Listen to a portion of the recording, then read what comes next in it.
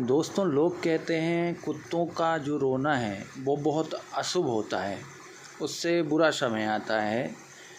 तो अब तक संसार पूरा तहस नहस हो गया होता, मिट चुका होता अगर ऐसा होता।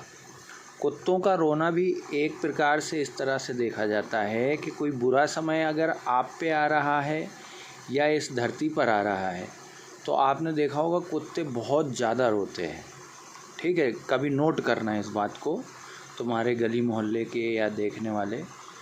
तो असली वजह ये है, ना कि ये कि लोग कहने लगे हैं कि ज़रा सा कुत्ता क्या रोया तो यार बुरा हो जाएगा। बुरा तुम खुद कर्म कर रहे हो तो इसलिए बुरा होता है, उसमें कुत्तों की क्या गलती है।